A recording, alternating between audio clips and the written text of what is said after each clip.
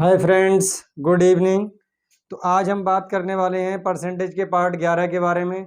जैसा कि आपने जाना कि हम इससे पहले कुछ वीडियो में आपको क्वेश्चन करा चुके हैं और हमारे जो इस वीडियो में इस चैनल पर जो वीडियो चल रही है हमारे या जो हम इस पर सॉल्यूशन दे रहे हैं वो एच.डी. यादव बुक का मैथ सॉल्यूशन दे रहे हैं। ठीक है, तो यहाँ से आपको क्या करना है, मैथ्स कॉन्सेप्ट चल रहे हैं हमारे और ट्रिक बेस पर। ठीक है, तो एच.डी. यादव बुक का हम सॉल्यूशन इस चैनल पर करा रहे हैं। देखिए, तो पार्ट 10 तक हमने करा दिया था। आज पार्ट 11 में हमारा क्वेश्चन नंबर 56 से स्टार्ट करते हैं। ठीक है, क्वेश्चन नंबर हमारा आज होता है 56 स्टार्ट। ठीक है, 56 में क्वेश्चन दे रखा है, एक आदमी ने अपनी पूंजी का 1/3 भाग 7% पर, एक आदमी ने अपनी पूंजी का 1/3 भाग 7% पर, कितने परसेंट पर? 7% पर।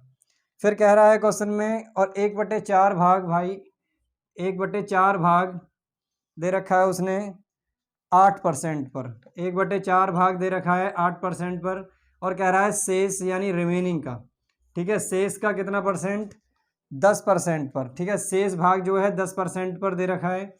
फिर कह रहा है क्वेश्चन में, उसने यदि वार्षिक आय निवेश किया, यदि उसकी वार्षिक आय 561 रुपये है तो पूंजी है, तो पूंजी बतानी है जी, धन कितना है। तो देखिए, सबसे पहले हमें रिमेनिंग का निकालना बहुत ज़रूरी है। तो यहाँ पर 1/3 और प्लस 1/4 को आप एलसीएम लेके सॉल्व कर लें, तो एलसीएम आपका आ जाएगा यहाँ पर 12। ठीक है, तो यहाँ से आपका इसको आप इधर लिख लेंगे, 3 को इधर लिख लेंगे, 4 + 3, और ये कितना हो जाएगा 7/12। ठीक है, 7/12। अब 7/12 भाग तो हमारा यहाँ पर यूज हो गया, बाकी हमारा रिमेनिंग का कितना बचा? रिमेनिंग का हमारा बचा, एक वीडियो, तो देखिए यहाँ से रिमेनिंग का हमारा बचेगा कि 12 में से 7 पार्ट तो हम खर्च कर चुके, दे चुके, लगा चुके, बाकी हमारे पास कितना बचेगा? 12 में से 7 हो गया तो 5 बचेगा, और 5/12 हमारा बचेगा शेष, और जो कि हमारा कितना था? 5/12 रिमेनिंग का था। अब यहाँ पर देखिए, यहाँ पर क्या है, 5/12 में यहाँ पर जो हमारा शेष धन है 5/12। अब यहाँ से नीचे वाली जो वैल्यू है, डिनोमीटर है, इस डिनोमीटर का आपको क्या लेना है? एलसीएम लेना है। इस डिनोमीटर का आपको एलसीएम लेना है, और एलसीएम हो जाएगा 3, 4 और आपका कितना? 12। ठीक है भैया, एलसीएम ले लो, यहाँ से आपकी पूंजी निकल आएगी। फिर तो पूंजी निकलेगी कितनी आपकी? 3, 4, 12 का एलसीएम कितना हो जाएगा आपका? 12। ठीक है, अब यहाँ पर कितना आएगा? 12। तो यहाँ से देखिए भैया, ये 3, 4, 12 का एलसीएम 12 आ जाएगा, क्योंकि 3 से 12 कट जाएगा, 4 से 12 कट जाएगा, 12 भी 12 कट जाएगा। फिर यहाँ से हम यहाँ पर क्या कर दें? 12 से गुणा कर दें। यहाँ से हम इसको 12 से गुणा कर देंगे, यहाँ से इसको 12 से गुणा कर देंगे, 12 से 12 कट जाएगा, 4 तिया 12 हो जाएगा, 3 चौक 12 हो जाएगा। ठीक है, तो यहाँ से यानी 4 ये कितना है? 4 यूनिट तो हमने 7% पे खर्च किया, और 3 यूनिट हमने 8% पे खर्च किया, और बाकी शेष हमने 5 यूनिट 10% पर इसको खर्च किया। ठीक है, अब यहाँ पे कह रहा है कि धन को हम इसको 4 को 400 मान लें, और यहाँ इसको 300 मान लें, और यहाँ इसको 500 मान लें। ठीक है, तो अब देखिए 400 का 7% कितना बनता है आपका? 7 चौक 28, आपका ये बन जाता है 28, और यहाँ पर 8 तिया 24, तो 24 इसका यहाँ हो जाएगा, और 5 ढाई आपका कितना हो जाएगा? 50 आपका ये हो जाएगा, तो 50 ये आपका यहाँ हो जाएगा टोटल। तो देखिए यहाँ पर पूंजी कितनी हो जाएगी? 400, 300 और 500, 500, 300, 800 और 400, 1200 आपको टोटल पूंजी हो जाएगी। ठीक है, पूंजी कितनी हो जाएगी आपकी? 1200, और यहाँ पर जो आपने खर्च किया वो कितना कर दिया? 8 4 12, 12 के 2 हासिल 1, 5 और 2 7 और 2 9 और 1 10, आपका 102। तो 102 यूनिट की जो वैल्यू दे रखी है उसने, जो खर्च दे रखी है वार्षिक आय, वो कितनी दे रखी है? 561 रुपये। कितनी दे रखी है? 561 रुपये दे रखी है। तो पूछा है आपसे पूंजी बताइए, तो पूंजी कितनी है हमारी? 1200। पूंजी कितनी है आपकी? 1200 यूनिट। तो देखिए यहाँ पर 1200 यूनिट हो जाएगी, तो 561/102 और इंटू आपका हो जाएगा 1200। तो यहाँ से देखिए 51 से काट लीजिए, 51 दूनी आपका होता है 102, 51 से इसे काट लिए, 51 एकम 51, और यहाँ से आपका 5 बचेगा, फिर आपका 51 एकम 51 और 2 छिक्के 12 यानी 600, और 11 छंग कितना हो जाएगा आपका? 66। तो आपका यह आ जाएगा 6600 रुपये। आपकी जो वैल्यू है, या आपकी जो वार्षिक आय थी, इनकम थी, वार्षिक पूंजी पूछी है ना, तो पूंजी कितनी थी आपकी? 6600 रुपये, और ऑप्शन आपका मिलता है ऑप्शन आपका सी, आपका option C is the correct answer. देखिए आप इसको नोट करिए या स्क्रीनशॉट ले लीजिए। नेक्स्ट क्वेश्चन की ओर हम चलते हैं, ये आपको समझ आ गया होगा। नेक्स्ट क्वेश्चन हमारा होगा 56 हमारा कंप्लीट हो गया। अब आता है हमारा 57। एक व्यक्ति अपनी आय का 75% राशि खर्च कर देता है। तो देखिए भैया, खर्च कर देता है अपनी आय का कितना परसेंट? 75%। और 75% की फ्रैक्शन होती है 3/4। 75% की जो फ्रैक्शन होती है वो 3/4 होती है, यानी 3 रुपये उसने खर्च कर दिया। 3 रुपये उसने खर्च कर दिया और बचाया कितना? उसका आय कितनी थी? आय उसकी थी 4 रुपये। 4 रुपये आय थी, 3 खर्च कर दिया, तो उसने सेविंग कितना किया? तो देखो यहाँ से आय बराबर आपका फॉर्मूला होता है बचत प्लस खर्च, बचत प्लस खर्च। ठीक है, तो यहाँ पर आय आपकी 4 है और बचत आपकी कितनी है? देखो 3 खर्च कर देगा 4 में से, तो बचाएगा कितना? 1। और खर्च कितना किया यहाँ पर? 3। तो यहाँ पे आप 2 जीरो बढ़ा लीजिए और यहाँ पे भी आप 2 जीरो बढ़ा लीजिए और यहाँ पे भी आप 2 जीरो बढ़ा लीजिए। ठीक है, ऐसा करने से, क्योंकि 100 हम पढ़ रहे हैं, ठीक है ना, परसेंटेज पढ़ रहे हैं, तो परसेंटेज में 100 को लेके चलते हैं। फिर कह रहा है अनंतर उसकी आय 20% बढ़ जाती है। अब उसकी आय जो है, ये जो आय है वो कितना परसेंट बढ़ जाती है? 20%। तो 20% बढ़ जाती है, यानी 20 चौक 80। 20% बढ़ेगी, 400 का अगर 20% निकालें तो हम कितना बढ़ जाएगा हमारे पास? 80 बढ़ जाएगा। देखो निकाल के देख लो, 20/100, 2 जीरो से 2 जीरो और 20 चौक 80, यानी कितना बढ़ जाएगा? 80 बढ़ जाएगा। यानी 400 में 80 तो कितनी हो जाएगी आय उसकी? अब 480। पहले 400 थी, अब 480 हो जाएगी। फिर कह रहा है क्वेश्चन में कि भैया जब उसकी आय बढ़ी है तो उसका खर्च भी बढ़ गया। खर्च कितना बढ़ गया? 15%। खर्च कितना आपका? 15% है और 15% बढ़ जाएगा, यानी 15 तिया 45। तो 45 रुपये आपका खर्च बढ़ जाएगा। पहले 300 खर्च करता था, अब 45 रुपये और एक्स्ट्रा खर्च कर रहा है। तो देखो यहाँ पर 45 और 300 कितना हो जाएगा? 345 रुपये। नेक्स्ट आपका यहाँ पर अब देखो 480 रुपये टोटल आय है उसकी। अब पहले खर्च करता है 300, अब 345 खर्च करता है, तो बचाएगा कितना? 10 में से 5 घटाओगे आपका 5 बचेगा। यहाँ पर आपका कितना बचेगा? 7। 7 में से 4 घटाएंगे 3 बचेगा। नेक्स्ट आपका यहाँ पर आपका कितना बचेगा? 4। 4 में से 3 घटाएंगे 1। पहले 100 रुपये बचाता था, अब 135 बचाने लगा। तो कितने ज़्यादा बचाने लगा? 35 रुपये ज़्यादा बचाने लगा। कितने ज़्यादा बचाने लगा? 35 रुपये ज़्यादा बचाने लगा। 35 रुपये बचाने लगा 100 पर, तो 100 में कितना बचाएगा? ठीक है, 100 से 100 कैंसिल कर देंगे, आपका आंसर कितना हो जाएगा? 35%। 35% आपका आंसर होगा। 35% आपका ऑप्शन नंबर सी। तो option C is the correct answer. ये क्वेश्चन था आपका कितना? 57। 57 आपका आंसर था। ठीक है ना, 57 नंबर आपका क्वेश्चन नंबर था। ठीक है, इसको क्लियर कर देता हूं मैं। अगर किसी को कोई डाउट होता है तो आप कमेंट कर सकते हैं। ठीक है, नेक्स्ट हम क्वेश्चन की ओर चलते हैं। अब आता है रतन का व्यय और बचत। देखिए जी, एक रतन नाम के व्यक्ति हैं। क्वेश्चन नंबर हमारा स्टार्ट होता है 58। रतन जो हैं, इनका व्यय, व्यय का मतलब है खर्च। व्यय और बचत का जो रेशियो है, व्यय और बचत का जो रेशियो है वो कितना दे रखा है इनका? 5:1। कितना दे रखा है? 5:1 दे रखा है। ठीक है, 5:1 है। कह रहा है यदि उसका वेतन 25% बढ़ा दिया जाए तो बचत 15%। ठीक है, तो उसके व्यय में प्रतिशत वृद्धि हो जाएगी। देखो हमने 5 को मान लिया यहाँ पर। जो पहले यहाँ पर आपका देखो आय बराबर, मैंने भी आपको बताया था, आय बराबर जो हमारा फॉर्मूला होता है वो बचत प्लस खर्च होता है। ठीक है, बचत प्लस खर्च होता है और खर्च को हम कहते हैं व्यय। यहाँ पर जो आय है, देखो यहाँ पर बचाया कितना उसने? 1, तो बचत 1 है। खर्च कितना किया उसने? 5। ठीक है, तो टोटल कितना हो जाएगा हमारे पास? आय 6 हो जाएगी। आपने 2 जीरो यहाँ बढ़ा दो, 2 जीरो यहाँ बढ़ा दो और 2 जीरो यहाँ बढ़ा दो, तो 500 और 100 कितना हो जाएगा? 600। अब कह रहा है क्वेश्चन में कि भैया 25% उसका वेतन बढ़ जाता है। वेतन का मतलब उसकी सैलरी, उसकी कमाई कितना बढ़ रही है? 25% बढ़ रही है। और 25% बढ़ रही है तो 25 छिक्का 150 होता है आपका। देखो 600 का आप निकालेंगे, 600 का आप 25% निकालेंगे तो आपको 2 जीरो, 2 जीरो से 2 जीरो, 25 छिक्का 150, यानी भैया 150 रुपये आपके एक्स्ट्रा हो जाते हैं। यानी 150 रुपये बढ़ जाते हैं आय में। तो पहले कितनी थी? 600, तो अब कितना हो जाएगा? कमाने लगेगा 750 रुपये। 750 रुपये कमाएगा। फिर कह रहा है उसके बचत में 15% की वृद्धि। पहले 100 बचाता था, और अब 15% एक्स्ट्रा बचाने लगा, तो अब कितना बचाएगा 115। तो आपका खर्च कितना बढ़ेगा, देखो यहाँ पर, अब इसको इसमें से घटा देंगे तो हमारे को खर्च मिल जाएगा। 10 में से 5 घटाओगे 5 बचेगा। यहाँ कितना बचा आपका, 4 में से 1 घटाओगे 3 बचेगा। यहाँ आपका 7 में से 1 घटाओगे 6 बचेगा। पहले 500 रुपये बचा खर्च करता था, अब 635 खर्च करने लगा। तो कितना ज़्यादा खर्च करने लगा, देखो इसमें से माइनस कर दो, 35 हो जाएगा। और यहाँ 6 में से 5 घटाओगे 1, और 135 रुपये ज़्यादा बचाने लगा किस पर, 500 पर। तो 100 में कितने बचाएगा, तो 2 जीरो से 2 जीरो कैंसिल कर देंगे, 5 से इसे काट लेंगे, 5 दूनी 10 और आपका 5 सत्ते 35, यानी कितना परसेंट, 27% आपका क्या हो जाएगा, खर्च बढ़ जाएगा। 27% आपका खर्च बढ़ जाएगा। क्लियर है। और ऑप्शन है आपका डी, क्वेश्चन नंबर 58 का ऑप्शन नंबर डी आपका करेक्ट आंसर है।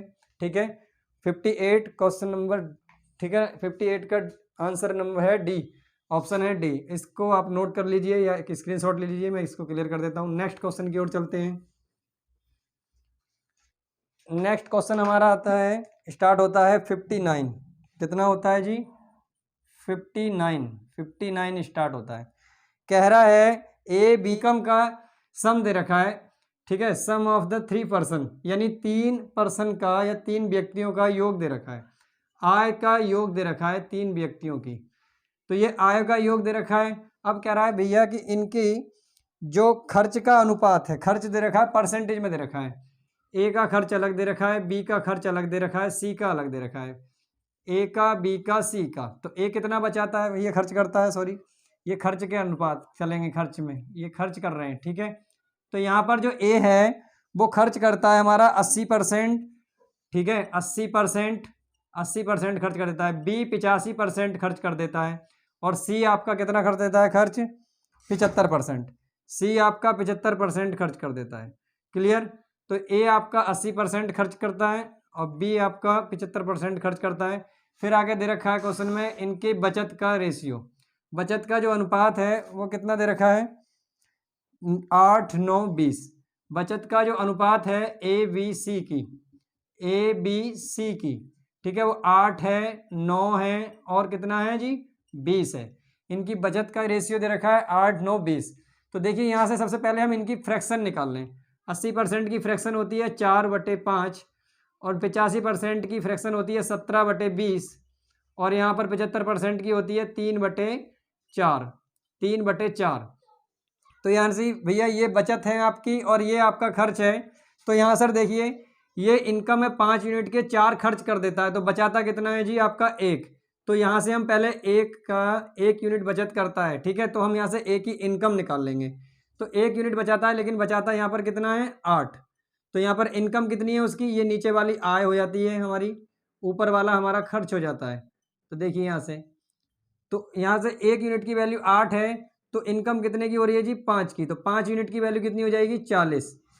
ऐसे ही आप बी का निकाल लेंगे। बी कितना यहाँ पर देखिए 20 कमाता है, 17 खर्च कर देता है, तो बचाता कितना है आपका 3 यूनिट। लेकिन यहाँ कितना बचा रहा है 9। ठीक है, तो यहाँ 3 में कितने से गुणा करेंगे, 9 बन जाए 3 से। अब इसका हमें निकालना है जी इनकम। इनकम कितनी है 20 यूनिट, तो 20 में भी आप 3 से गुणा कर देंगे, 20 दिया हो जाएगा 60। ऐसे ही आपको निकालना है सी का। सी अगर 4 कमाता है, 3 खर्च कर देता है, तो आपका इनकम जो आपकी बचत है वो कितनी हो जाती है सी की। यहाँ पर देखिए सी के बारे में चल रहे हैं हम।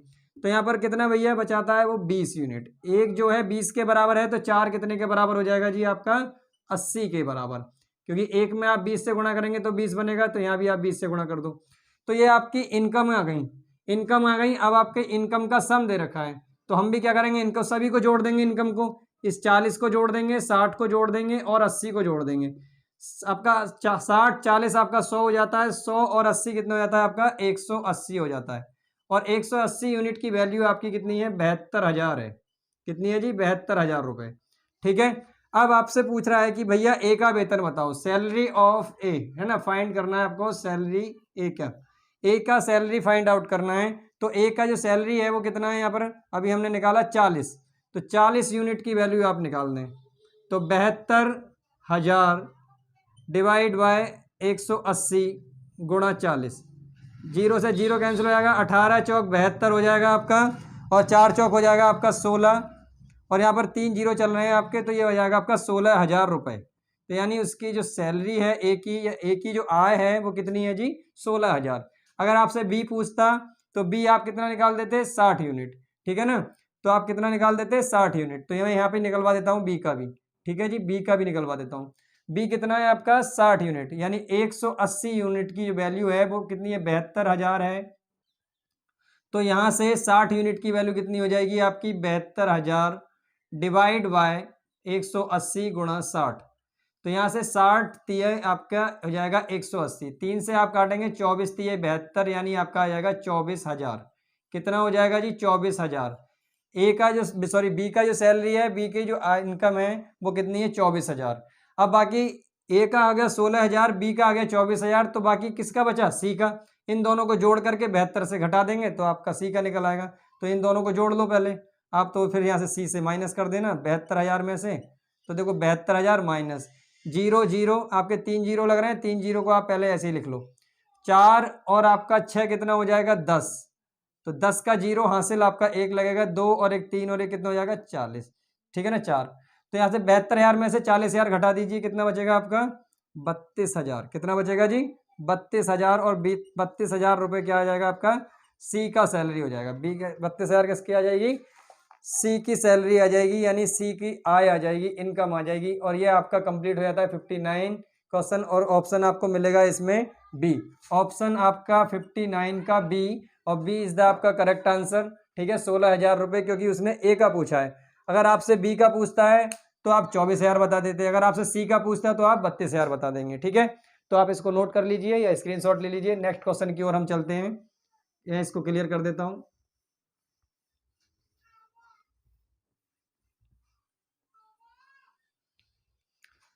देखिए भैया, नेक्स्ट क्वेश्चन नंबर 60 में कह रहा है, एक आदमी अपनी पूंजी का 1/4 3% के भाव पर, ठीक है, 3% के रेट पर अपना ब्याज लेता है।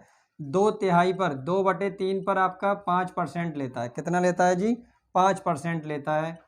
और आपका शेष का कह रहा है, शेष कह रहा है रिमेनिंग का आपका कितना परसेंट, रिमेनिंग का आपका 11% लेता है। तो मैंने आपको बताया था पहले, आप इसको 1/4 प्लस 2/3 को ऐड करके आप एलसीएम लेके सॉल्व कर लें। यहाँ टोटल कितना हो जाएगा, टोटल हो जाएगा आपका एलसीएम 12, और यहाँ हो जाएगा, देखो 4 से भाग करोगे 12 को तो 3 बार जाएगा, 3 की गुणा 1 से करेंगे तो आप 3 आ जाएगा, ठीक है। अगर आप 3 से 12 को भाग करेंगे 4 बार, 4 की गुणा 2 से कर देंगे आपका 8, और 8 3 हो जाएगा आपका 11, 11/12। तो यानी 12 में से 11 भाग वो लगा चुके, आपका कितना भाग बचा हमारे पास रिमेनिंग का, 1/12, 1/12। अब क्या करेंगे आप, 3 4 और 12 का एलसीएम ले लेंगे, और एलसीएम लेने के बाद आप क्या करेंगे, एलसीएम लेने के बाद आपको मिल जाएगा टोटल पूंजी। तो आपका एलसीएम हो जाएगा 12, और 2 जीरो हम अपनी तरफ से लगा देंगे तो आपका टोटल पूंजी हो जाएगी 1200। क्योंकि हम परसेंटेज पढ़ रहे हैं, परसेंटेज में 2 जीरो लेना जरूरी हो जाता है, क्योंकि कैलकुलेशन हमारी ईजी हो जाती है, ठीक है। तो ऐसे ही यहाँ पे आपका 1200 हो जाएगा, यहाँ भी आपका कितना हो जाएगा, 1200। तो यहाँ देखिए 4 तिया 12, तो यानी ये 300 आ जाएगा आपका, 3 से काटेंगे आ जाएगा 400, और 4 दूनी आपका हो जाएगा 800, ठीक है। और 12 से इसे को काटोगे तो ये आ जाएगा आपका 100। क्लियर है यहाँ तक आपका। देखो 300 और 100, 400 400 800 1200 टोटल हो जाएगा। अब देखो 3% पे 300 का 3% बनता है आपका कितना जी, 300 का 3% बनता है आपका 9, और यहाँ पे 5% बनता है, 800 का 5% बनता है आपका 8 पंजे 40, कितना बन जाता है 40। 11 आपका 100 का 11% तो बनेगा आपका 11। तो भैया कह रहा है कि टोटल पूंजी पर आप उसको मिलने वाला ब्याज का प्रतिशत बताइए। टोटल पूंजी पर ये ब्याज है आपका, ब्याज कितना हो जाएगा जी आपका 60, और टोटल पूंजी कितनी है आपकी 1200, और 1200 रुपये पे 60 रुपये का ब्याज मिलता है। तो 100 में कितना मिलेगा, 100 में कितना मिलेगा, 2 जीरो से 2 जीरो कैंसिल, 12 पंजे 60, और आपका रेट आ जाएगा 5%, और 5% आपका ऑप्शन बी, ठीक है जी, बी आपका करेक्ट आंसर हो जाएगा आपका टोटल ब्याज पर। नेक्स्ट क्वेश्चन देखिए, आपको इसको क्लियर करके आप इसको स्क्रीनशॉट ले लो, मैं इसको क्लियर कर देता हूँ। नेक्स्ट आपका स्टार्ट होता है क्वेश्चन नंबर 62, क्वेश्चन नंबर आपका होता है 61, क्वेश्चन नंबर आपका 61 होता है। किशन अपने वेतन का 30% भोजन पर खर्च करता है और 3% एक धर्माष्ट ट्रस्ट में दान देता है। इन दोनों मदों पर 2310 रुपये व्यय करता है, तो उस महीने में कुल वेतन था। तो देखिए ज़्यादा कुछ नहीं करना है, 30% को और आपको 3% को जोड़ लेना है, क्योंकि और की बात जहाँ कही जाए तो वहाँ प्लस होता है, और 30 और 3 आपका हो जाएगा 33%। तो 33% क्या है आपका, उसमें खर्च कर रहा है वो, ठीक है, 33% खर्च कर रहा है। लेकिन 33% खर्च करने के बाद वो कितना बचा देता है, अपनी आय का 33% खर्च कर देता है, सही है ना। तो 33% खर्च कर देता है, यानी उसकी आय मान ली मैंने ए, तो 33% खर्च कर देगा 33/100। लेकिन रुपए में कह रहा है जी 33% खर्च करने के बाद कितना बचा, कितना व्यय कर देता है वो रुपए में, 2310 रुपये आपका क्या करता है, खर्च कर देता है रुपए में। तो यहाँ से देखिए कैंसिल कर लो इसको, 11 तिया 33, 11 दूनी 22, आपका एक बचेगा, 11 एकम 11 और ये आपका 0, ठीक है। 3 सत्ते आपका हो जाएगा 21 यानी 70, और 100 की गुणा 70 से कर दोगे तो आपका आंसर आ जाएगा 7000। आपका आंसर कितना आ जाएगा जी, 7000 रुपये आपका आंसर आ जाएगा। और ऑप्शन है आपका कौन सा है इसमें, 7000 डी, और डी आपका हो जाएगा करेक्ट आंसर। नेक्स्ट क्वेश्चन आपका लास्ट है ये आपका 62, और आपके आय व्यय पर आधारित आज हो जाएंगे समाप्त क्वेश्चन, ठीक है। तो श्री एक्स अपने वेतन का 35% भोजन पर खर्च करता है, 5% बच्चों की शिक्षा पर खर्च करता है, यानी और कह दिया तो दोनों को जोड़ देंगे, ठीक है। भोजन पर कितना 35% खर्च कर देता है, प्लस 5% अपने बच्चों की शिक्षा पर खर्च कर देता है, तो टोटल कितना खर्च कर देता है जी, 40% टोटल खर्च कर देता है। तो कह रहा है दोनों मदों पर 17,600 रुपये खर्च करता है, यानी ये 40% जो है वो कितने के बराबर है, 17,600 के बराबर है। तो कह रहा है जी उसकी पूंजी बताइए, यानी इनकम। तो आय जो होती है 100% होती है, तो यहाँ से देखिए 17,600 बटे 40 और गुणा हो जाएगा आपका 100। एक जीरो से एक जीरो कैंसिल कर दो, 4 से इसको काट देंगे, 4 चौक 16, आपका 4 चौक 16 आ जाएगा, ये 2 जीरो आपका ये ऐसे ही आ जाएगा, है ना।